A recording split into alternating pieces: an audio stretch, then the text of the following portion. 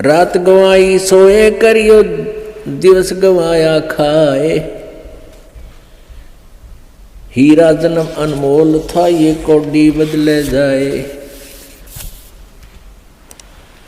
कबीर ये सुपने रैन के उगड़ आए नैने, जीव पड़ा बहु लूट में, जागे तो लेन न देने।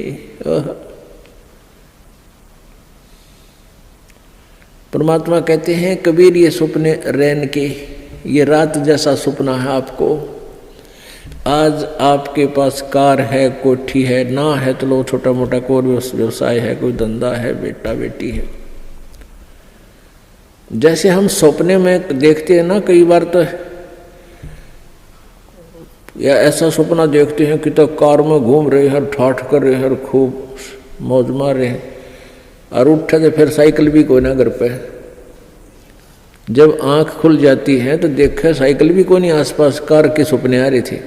तो ऐसे ही हमारे ये स्वप्न हैं, ये जो कुछ भी आप देख रहे हो ये सपना समझो। और कल ये नैन उगड़ गए, कल ये आंख खुल गई, यानी मृत्यु होगी, तो जागे तो लेन न देने। अब वहां धर्मराज के दरबार में विचार आवे इसको जाकर के, अरे बेटा था, बेटी थी, कहाँ थी, तेरे की कुछ भी ना था, उन्हें धक्के खा रहा था, मतलब सपना था। तो ऐसा सपना सा बनेगा आपके साथ ही, जो आज जिसके ऊपर इस सपने में अपना जीवन बर्बाद करे। और सपने में ही आप भक्ति करोगे तो आपको लाभ होगा, इसमें ही आपको ज्ञान हो कि इससे बचाव करें, इस तो सपने में ही सुख होगा आपको। अब जैसे सभी ऋषि संत कहते हैं कि कर्म का भोग तो भोगना ही पड़ेगा, संस्कार में जो प्रारब्ध में कर्म है भोगना ही पड़ेगा, फिर फायदा क्या हुआ, फिर भक्ति का यूज क्या। जैसे आप सपने में दुखी हो रहे हो, आपके पीछे कोई पागल कुत्ता भाग रहा है और आप खूब स्पीड खींच रहे हो, दुखी हो रहे हो, तो कोई आके उस कुत्ते के लठ मारे, रोक के उसने लठाड़ा आ जाए, उसने एक तरफ भगा दे, तो उस सपने में सुख होया, उसने चैन सांस लिया सुख का, को हो बच गया भाई। तो ये सपना हर ये कर्म रूपी कुत्ते आपका पीछे पड़ रहे हैं, और पूर्व संत की भक्ति से इन कुत्तियों का लठ लग गए, इन पागलों के, और ये अपनी दिशा बदल दें और आपको राहत मिले। तो ये सपने में भी सुख इस परमात्मा के अभी होगा, तब बात बने। अब आँख खुले बस पे न कुछ भी ना था, वो जैसे टेंशन हो रही है, काम अड़ गया फला, जिस जो कोई टेंशन है, किसी काम में रुकावट आ रही, परमात्मा सपने में ठीक करे जब चैन हो। और ये कहने पर आप तो भोगना ही पड़ेगा, सपने में दुख तो दुख रहेगा, तो वो थ्योरी ठीक है नहीं है, उनकी मन गणत है, उनको अध्यात्म ज्ञान नहीं है। आजकल के 5 दिन ये जंगल होगा बासे, ऊपर ऊपर हल फिरा ये ढोर चरेंगे घासे।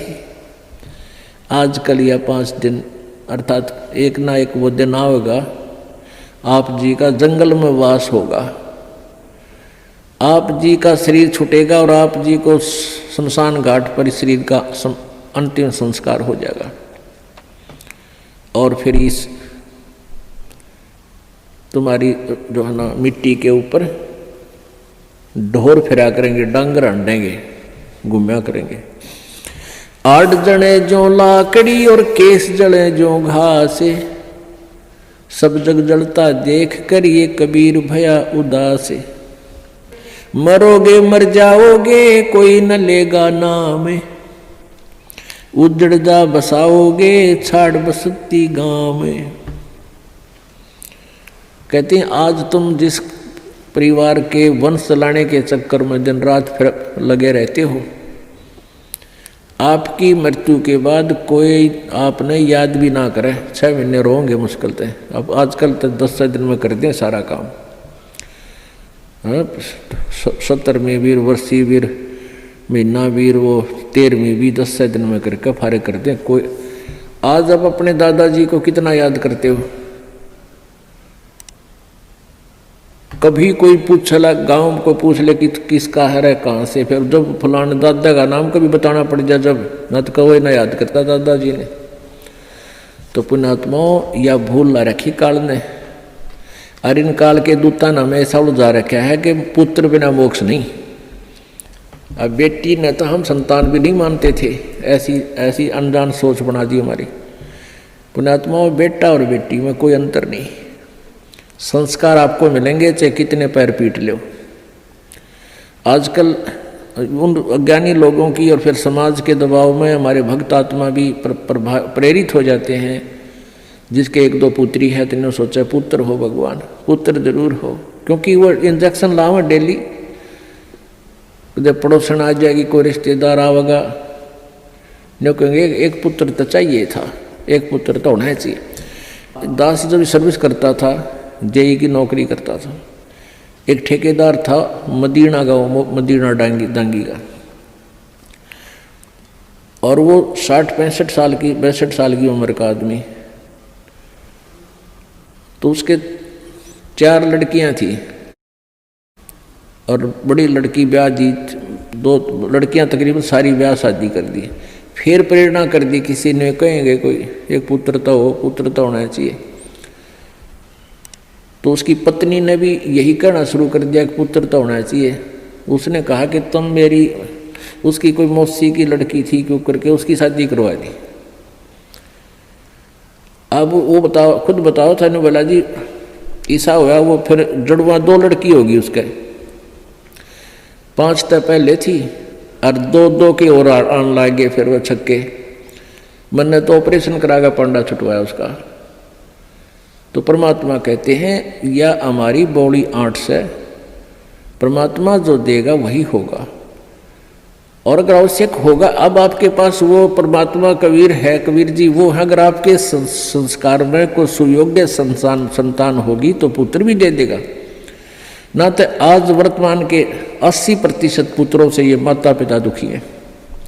पुत्री तो शादी कर दी हुई पराई, यहाँ रहती है तब आपका पूरा काम करे, कभी आज्ञा का अवहेलना नहीं करती लड़कियां, और पुत्र छोटा ऐसा लाग जा रखो ऐलान ना करूं क्यों, और बेटी कभी नहीं बेचारी मना करती। तो हमने इन अज्ञानी अनजान ऋषि संतों के अज्ञान के कारण हम इतना भेद बना बैठे थे एक आत्मा में, आत्मा वही बेटी और बेटे की। तो इस प्रकार हमारी इन नकली संतों ने हमारा समाज व्यवहार कति बिगाड़ दिया, हमारी सोच बदल रखी थी, जिस कारण से हम आधे से ज़्यादा तक न्यों दुखी रहा करते थे। अब वर्तमान में आप देख रहे हो पुत्र, ये बुरी बात नहीं है पुत्र अब, लेकिन इस ज्ञान को प्राप्त करके आपका फिर पुत्र हो चाहे पुत्री आपको दुखी नहीं करेंगे, क्योंकि वो बचपन से इस ज्ञान में भगवान के रंग में रंग जाएंगे, और परमात्मा की शक्ति आपकी भक्ति से आपके साथ रहेगी।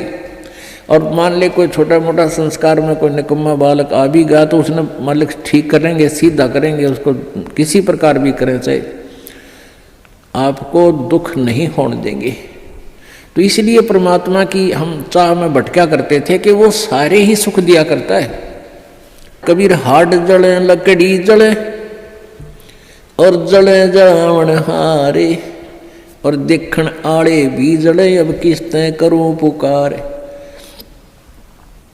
अब परमात्मा कबीर जी कहते हैं कि जो किसी की मृत्यु होगी वो तो जले, और जो उसको जलाने जाएंगे एक दिन वह भी जलेंगे, और जो देख रहे हैं खड़े होकर के फलाना मर गया देखो उसकी चिता जले है, और वह भी जलेंगे एक दिन, उनको भी वहीं जाना है। पर वो बुद्धि इतनी काम ना करती, इतना दबाव है हमारे ऊपर, प्रेशर है, नशा है, हमने डर ना लगता कि हम भी वहीं जाना है, हमने भी एक दिन वहीं जाना है। वो दिन याद कौन रखते हम, और वो अब याद रहेगा।